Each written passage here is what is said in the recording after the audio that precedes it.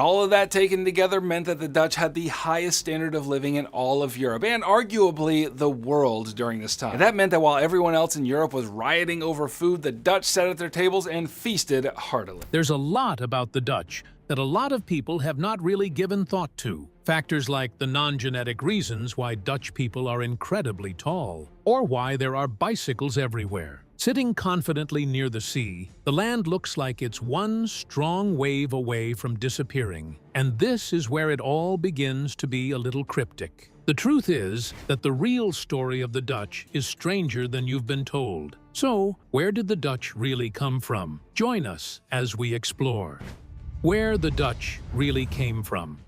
The origins of the Dutch start from the frozen forests of ancient Germania to the tropical islands of the Pacific. Their home, the Netherlands, literally means low lands, and about a third of the country lies below sea level. Pause and think about that. Without constant effort, without dikes, dams, floodgates, and relentless pumping, huge portions of the Netherlands would vanish beneath the North Sea. As a result of that treaty, the Dutch won their independence from the Spanish and the Republic of the United Provinces of the Netherlands. This isn't a charming geographical site. It's a permanent, looming threat. And for more than 1,000 years, that threat has shaped the Dutch mind, their politics, their engineering, their discipline, even their identity. To understand the Dutch, you have to understand this. They didn't just build a nation. They built it against the sea. Imagine living in a place where the ocean is always watching, always pushing, always ready to take back what you built. When the sea threatens your home every single day, it shapes you. It forces something into your character. You become methodical, careful, precise. You think in systems, in safeguards, in long-term plans. The Dutch didn't just learn to live with water. They mastered it. They studied it, controlled it, engineered around it. What looked like a fatal weakness became their greatest strength. The same hydraulic engineering that keeps their cities dry eventually helped turn them into one of the world's greatest naval powers. But here's what most people miss. This relationship with water didn't begin in the Middle Ages. It's ancient. Thousands of years ago, the earliest settlers in that region were already building turpin, artificial dwelling mounds, raising their homes above floodwaters. Even then, they understood the rules of the land. If you can't move the water, rise above it. Which makes you wonder, who looks at a flooded marshland and says, "Yes, this is home"? To find the answer, we have to go back more than 2,000 years. Back before there was the Netherlands, before flags, before borders, before the idea of a nation-state even existed. What happened in those years? How did those experiences shape the Dutch that we now know? Keep watching to find out. The weaves that formed the Dutch people. Long before the Romans fully understood the lands north of Gaul, the people they called Germania were already reshaping northern Europe. Ethnically, linguistically, culturally, they weren't one united nation. There were dozens of tribes. Each had its own leaders, customs, dialects, and territories. But they shared something powerful. Similar language roots, shared cultural traditions, and a stubborn, unbreakable resistance to Roman expansion. Among them were the ancestors of today's Dutch, primarily Frankish tribes, alongside the Saxons, Frisians, and Batavians. These groups lived in the Rhine River Delta for centuries, the very ground that would one day become the Netherlands. Then Rome came north, and Rome expected submission. Instead, it found resistance. These tribes didn't fight by Roman rules. They knew their terrain. They knew the rivers, the forests, the marshes, and they used them. In 9 AD, in the dense Teutoburg forest, Germanic warriors ambushed and annihilated 3 full Roman legions. 3. It was one of the worst military disasters in Roman history. After that, Rome recalculated. Expansion northward suddenly didn't look so inevitable anymore. The Romans eventually drew a line. The Rhine River became the border, the edge of empire. And in effect, Rome said, "That's far enough. You can keep your cold forests and flooded swamps." But history wasn't finished. Fast forward a few centuries, 4th and 5th centuries. The Western Roman Empire begins cracking from the inside. Political chaos, economic strain, military decline, and those same Germanic tribes that Rome once tried to contain, they didn't just hold the line.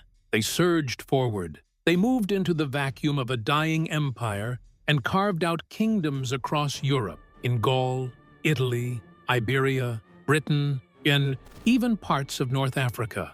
Among them were the Franks, the ancestors of the Dutch. And the Franks didn't build a minor state. They built one of the most powerful kingdoms in post-Roman Europe. Under Charlemagne, the Frankish Empire dominated much of the continent. It was vast, organized, ambitious. A king who would bring about a cultural, political, and military renaissance. So when people imagine the Dutch as quiet farmers in wooden shoes, they're missing something. The bloodline includes warriors, strategists, empire builders. You can still hear that legacy, not in battle cries, but in language. Dutch is a Germanic language. In fact, it's the third most widely spoken Germanic language today, after English and German. And when you listen closely, you can hear the family resemblance.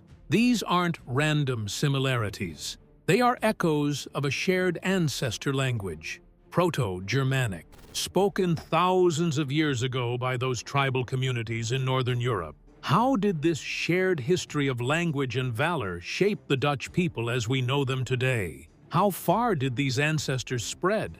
Keep watching to find out. How the Dutch people spread.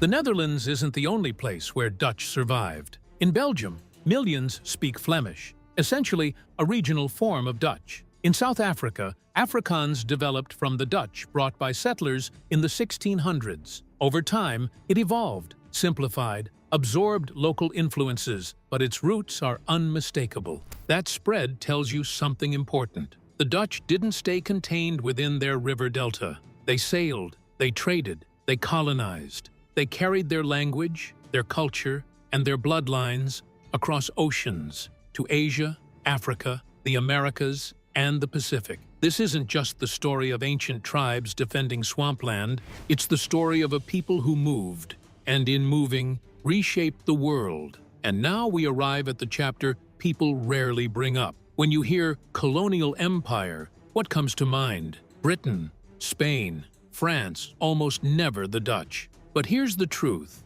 At its peak, the Dutch Empire was one of the most powerful forces on the planet. The Dutch East India Company, the VOC, wasn't just influential. It was the most valuable corporation in human history. Adjusted for today, its worth would exceed $7 trillion.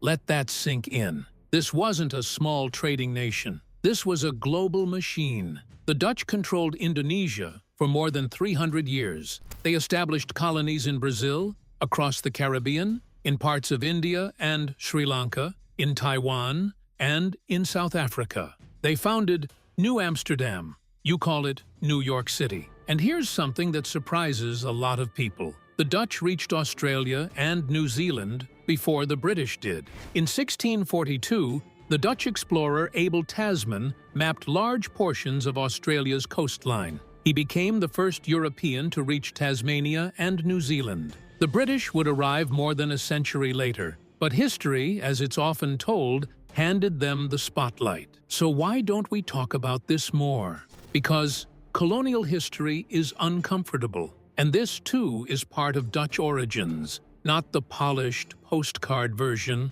the real one. These weren't just peaceful merchants sailing for spices, they were empire builders. They combined naval dominance, financial innovation, and military force to control global trade routes. The wealth of the Dutch Golden Age, the art, the architecture, the prosperity, flowed from a system built on colonization, slavery, and exploitation.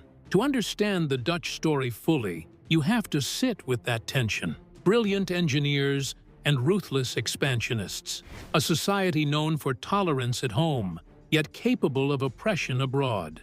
Both are true. And then there's an even deeper layer. Beyond written records, beyond ships and empires, modern genetics. In just the past decade, scientists have mapped the Dutch genetic landscape with astonishing precision. revealing patterns of migration and isolation that confirm just how old and how distinct these regional bloodlines really are. And that's where the story becomes even more specific. What story does the Dutch genes tell? How much Dutch does the world truly have today? Let's see. Tracing every Dutch gene on the planet. A landmark study examined the Y chromosomes of 285 Dutch men from across the country. What it found was striking. For such a small nation, the Netherlands has clear genetic regional differences. In other words, the DNA map doesn't blur together. It has structure. Most Dutch men belong to two major Y chromosome haplogroups, I and R. Haplogroup I accounts for about 28%. Haplogroup R makes up roughly 62%. But that's just the surface. Within those groups are smaller branches, R1b-L48, R1b-M405, R1b-S116, and others. These are genetic footprints. Each one traces a paternal line back thousands of years. And here's what makes it fascinating. These lineages aren't evenly spread out. Some clusters run north to south, others stretch east to west. The genetic landscape mirrors centuries of local settlement. Villages stayed villages. Regions stayed regions. Male lines stayed put. But then scientists looked at something else, mitochondrial DNA, which is passed down through mothers, and the pattern completely changed. Unlike the Y chromosome results, mitochondrial DNA showed almost no geographic differences across the country. It was far more mixed, far more blended. That contrast tells a powerful story. For over 1,500 years, Dutch society was largely patrilocal, meaning men tended to remain in their home communities while women moved between them, often through marriage. Men stayed, women moved. Over generations, that created strong, stable local male bloodlines, reinforced by relatively limited male mobility. Ancient DNA backs this up. Studies of medieval Dutch remains show remarkable genetic continuity from the early Middle Ages to today. While other parts of Europe experienced dramatic population shifts after Rome collapsed, the Low Countries remained surprisingly stable. The paternal lines endured. So what does all of this mean? It means Dutch origins aren't just written in history books. They're written in rivers, in language, in migration routes, and even in chromosomes. A people shaped by water, forged in tribal resistance, and rooted, generation after generation, in the same narrow stretch of low-lying land. It means that when you meet a Dutch man today, there's a very real chance his Y chromosome connects him directly to men who lived in that same region over 1,000 years ago. Not metaphorically, genetically. The DNA lines up with the history. Germanic tribes settled there. They stayed. They built communities that endured. And if you go back even further, you see something older still, the genetic imprint of the ancient steppe herders. What does these older imprints point to? Keep watching to find out. The true nature of Dutch ancient migration. Those Bronze Age nomads who moved into Europe around 5,000 years ago, riding horses, driving wagons, carrying new technologies and languages, left a lasting mark. The dominant R1b haplogroups found in the Dutch population totally likely trace back to those migrations from the Pontic-Caspian steppe. So the average Dutch person isn't just carrying vague, ancient ancestry. They carry identifiable markers, specific genetic signatures that scientists can trace, step by step, back to prehistoric migrations across the Eurasian grasslands. And here's where it gets even more disruptive. For a long time, historians believed the Netherlands was settled gradually from the south upward. But some genetic studies suggest the opposite pattern, evidence of movement from the north downward. That's not a small detail. That's a potential rewrite of how we understand early settlement in the region. When genetics, archaeology, and historical linguistics intersect, they don't just confirm the story. They challenge it. They refine it. Sometimes they overturn it completely. Malaysia, Indonesia, the Philippines, Hawaii, New Zealand, and Madagascar have something in common. And that's the fact that they're scattered across 3 continents, separated by more than 11,000 kilometers of ocean. At first glance, they seem unrelated, but they're connected by one of the most extraordinary expansions in human history, the Austronesian migration. Around 5,000 years ago, people from Taiwan began spreading outward by sea, not by accident, not drifting helplessly. Deliberately, they sailed. They navigated vast open waters. They settled on islands thousands of miles apart, and over centuries, they created a linguistic and cultural network that stretched from Southeast Asia all the way to the eastern edge of Africa.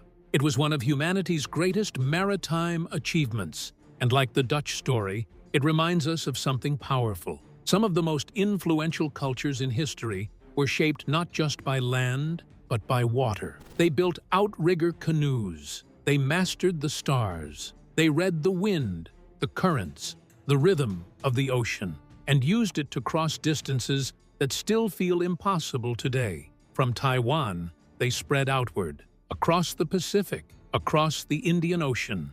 And today, from Easter Island to Madagascar, you can still trace that expansion in DNA, in language, in shared cultural patterns. Were the Dutch pagans? Let's find out. The Dutch people's bias to religion. Before Christianity arrived, the ancestors of the Dutch used to practice a form of Germanic paganism blended with Celtic influences. It wasn't a single organized system, but a collection of local beliefs that depended on nature, tribal identity, and warrior culture. In the early 6th century, the first Christian missionaries began to arrive.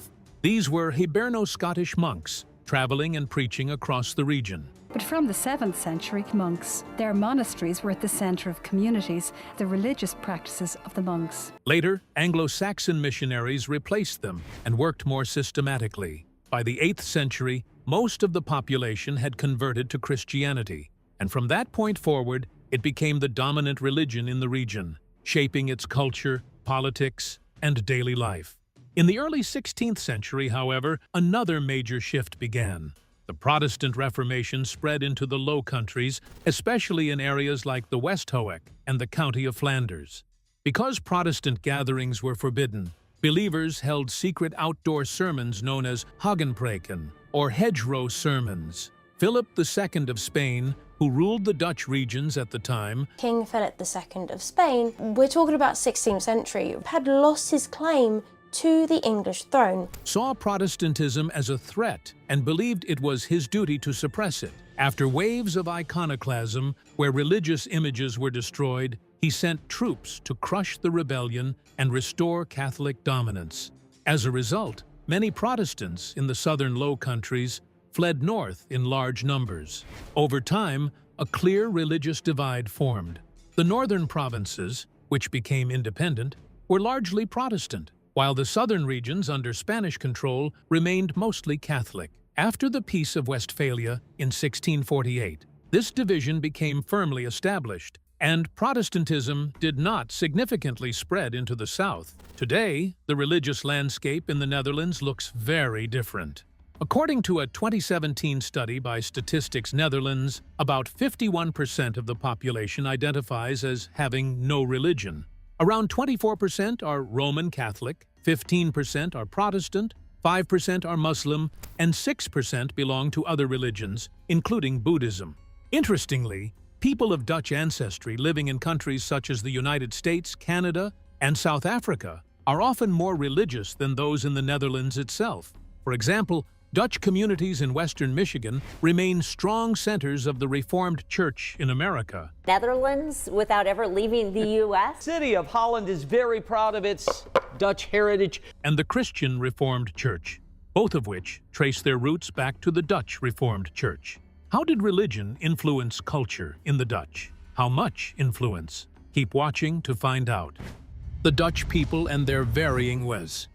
Dutch culture isn't one solid block. It never has been. One of the clearest divides runs between the historically Protestant North and the traditionally Catholic South. Even today, that old religious split still echoes in habits, attitudes, and identity. Historians like Peter Geil and Karel Gerritsen spent years studying this divide, trying to understand why people from the same small country could feel culturally different. Over time, several theories emerged to explain it. In 1965, A.J. Wichers suggested that the difference in mindset between the southeastern higher regions and the northwestern lower regions could be traced back to the Middle Ages. He argued that some areas were more deeply shaped by feudal systems than others, and that long-term social structures left lasting marks on culture and mentality. More recently, another divide has drawn attention: the gap between the Randstad, the dense urban cluster in the western Netherlands that includes cities like Amsterdam, Rotterdam, The Hague, and Utrecht, and the rest of the country. In everyday Dutch language, the north-south split is often described casually as living above or below the great rivers. The Rhine and the Meuse form a kind of natural boundary. Those living north of the rivers are seen as Northern Dutch, those south of them, Southern Dutch. Religion played a major role in shaping that distinction, with the north historically Protestant and the south largely Catholic. But it's not just about faith. Dialects change as you cross the rivers. Speech patterns shift. Even economic history differs, as some regions industrialized earlier or developed along different lines. And if you zoom in even further, the diversity becomes even more detailed.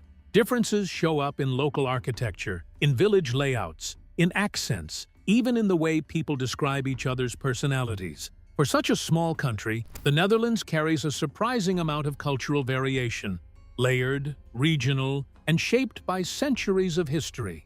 The Netherlands may be small on a map, but culturally, it's anything but small. One big reason for that is history. Many of today's Dutch provinces weren't always just provinces. So some of it may be that the Dutch had further to go than, say, the Americans did over the last 150 years. For long stretches of time, they functioned almost like independent states. They governed themselves, built their own traditions, and developed strong local identities. That independence left a mark. Add to that the power of dialect. Across the country, local Dutch dialects often line up closely with provincial borders. And for many people, those dialects aren't just ways of speaking, they're badges of identity. They signal where you're from, who your people are, and what story you belong to. Over centuries, that mix of political independence and linguistic pride created a mix of regional identities, all packed into one relatively small country. But there's one detail about the Dutch people that will leave you appreciating how far they have come. What detail is that? And how deeply did it shape the Dutch people?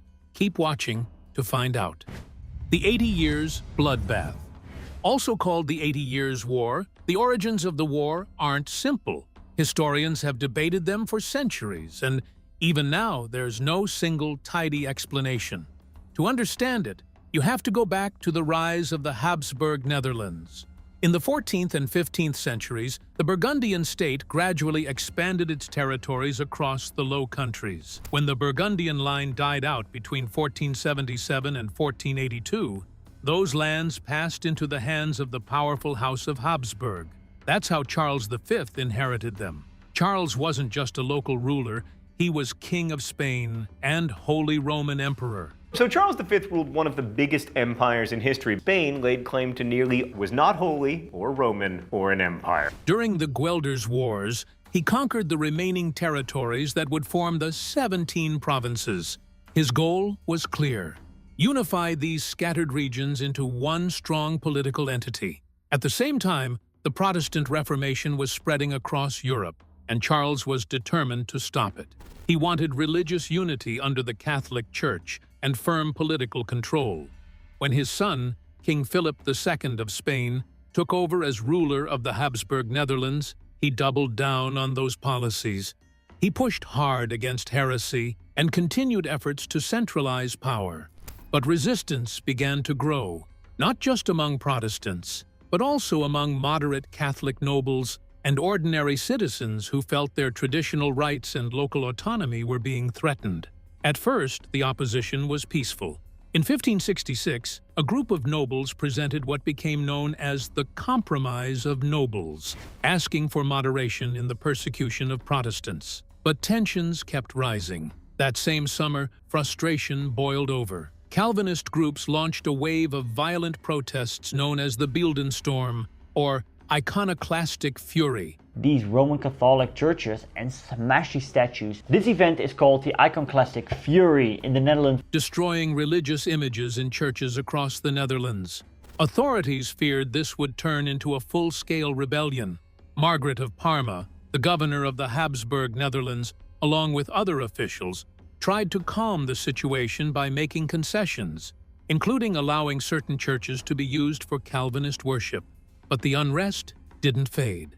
By late 1566 and early 1567, open fighting broke out between Calvinist rebels and Habsburg forces. What began as religious and political tension had now turned into armed conflict, the opening phase of what would become the 80 Years' War. In 1588, the Dutch Republic fought a war of independence against Spain for 80 years. The stretch of time between the Beeldenstorm in August 1566 and early 1572, just before the capture of Brielle on 1st April 1572, marks the opening phase of what would later be called the 80 Years' War. During these years, tensions between the Spanish Empire and various rebel groups in the Habsburg Netherlands turned into real fighting. Some of the first serious battles and sieges between radical Calvinists and government forces happened in 1566 and 1567. In response, Spain sent a powerful signal. Fernando Álvarez de Toledo, the third Duke of Alba, better known simply as Alba, arrived with an army of about 10,000 Spanish and Italian soldiers.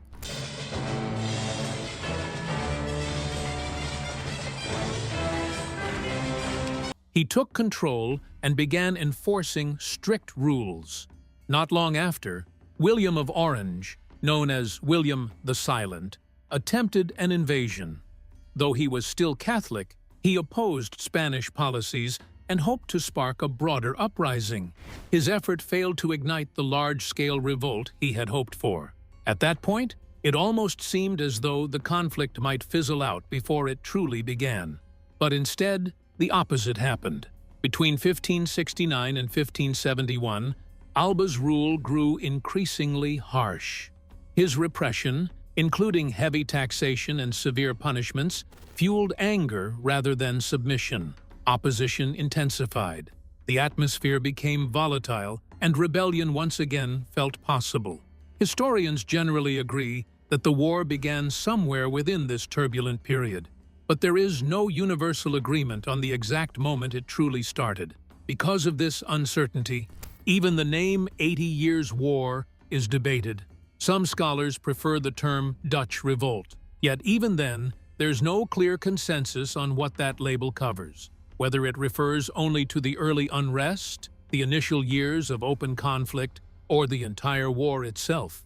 How did this war end? Let's see. The end of the Dutch War. The years between the capture of Brielle on April 1st, 1572, and the pacification of Ghent on November 8th, 1576, mark a decisive early phase of the 80 Years' War, the long conflict between the Spanish Empire and rebel forces in the Habsburg Netherlands. Everything shifted when the Watergeuzen, known in English as the Sea Beggars, unexpectedly seized the town of Brielle. From there, they quickly captured several poorly defended towns in Holland and Zeeland. It was a spark, and this time, it caught. William of Orange, William the Silent, who had been living in exile, saw an opportunity.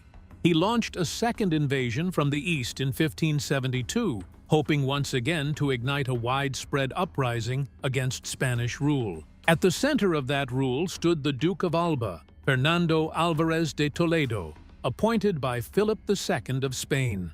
Alba had a clear mission: crush Protestantism, stamp out rebellion, and tighten Spain's grip on the Netherlands. He used harsh methods, inquisitions, public executions, the stripping away of noble privileges, the curbing of city autonomy, and the imposition of heavier taxes. William's second invasion achieved some momentum, but it wasn't a sweeping success. Alba's son, Don Fadrique, responded swiftly. In October 1572, he launched a brutal campaign to retake towns that had fallen to the rebels. The message was clear: surrender or suffer. Several towns that resisted, including Mechelen, Zutphen, and Naarden, were violently sacked. The destruction wasn't random. It was meant to terrify others into submission. The violence reached a peak during the long siege of Haarlem, which lasted 7 months. When Haarlem finally fell in July 1573, it too was punished harshly. By then, rebel-controlled territory had shrunk significantly. Most of what remained were towns in Holland, though not Amsterdam, which stayed loyal to Spain, along with Zeeland and 2 towns in Guelders. But something had changed. These remaining rebel cities understood what surrender would likely bring. They had seen the sackings. They had seen the executions. So instead of giving in, many chose to resist to the very end. And gradually, the tide began to turn. After Haarlem, the Spanish advance stalled. Dutch rebels captured Geertruidenberg. They held firm at the siege of Alkmaar. They won the Battle of Delft. At sea, they began gaining the upper hand. Meanwhile, Alba, worn down and citing ill health, resigned and returned to Spain in December 1573. What had begun as scattered unrest was now something far more serious. A sustained revolt that Spain could no longer easily crush. Alba's successor, Luis de Requesens, took a softer approach. He was less ruthless and more willing to negotiate. But conciliation didn't solve the problem. He failed to bring the rebellious provinces back under firm royal control, and even suffered a major setback with the failed siege of Leiden in 1574. Then events spiraled. Requesens died in March 1576. Spain, already financially strained, had declared state bankruptcy in November 1575. The result was chaos. Spanish soldiers in the Netherlands, unpaid and increasingly desperate, began to mutiny. What followed became infamous as the Spanish Fury. Mutinous troops rampaged through towns and villages, not only in rebel areas, but even in regions still loyal to Spain. The violence shocked the provinces. The sack of Antwerp in particular, with its looting and destruction, sent waves of outrage across the country. This was the breaking point. In November 1576, nearly all the provinces, Luxembourg being the main exception, joined together in an agreement known as the Pacification of Ghent. Despite their religious and political differences, they united in revolt. Decades later, the long war would finally move toward resolution. Formal negotiations between Spain and the Dutch Republic began in January 1646, as part of the broader peace talks that aimed to end the 30 Years' War. The Dutch States General sent 8 delegates, carefully chosen from several provinces. Trust between the provinces was limited, so none wanted a single region to dominate the talks. The delegates were Willem van Ripperda, Frans van Donia, Adriaan Clant tot Stedum, Adriaan Pauw, and Jan van Mathenesse, Barthold van Kent, Johan de Knuit, and Godert van Rede. The Spanish delegation was led by Gaspar de Bracamonte, the 3rd Count of Peñaranda. The negotiations took place in Münster, in a building now known as the Huis der Nederlanden. After 80 years of conflict, devastation, rebellion, and shifting alliances, both sides were finally sitting across the table from one another, not as armies, but as diplomats. What do you think about the truth of the Dutch origins? Share your thoughts in the comments section below. Thank you for joining us as we traced the true origins of the Dutch people, the wars that shaped them, and their stories they bear in their DNA. We hope you found this video both shocking and eye-opening. Don't forget to like and subscribe. Click the next video on your screen to explore more untold stories of people, cultures, and origins. See you there.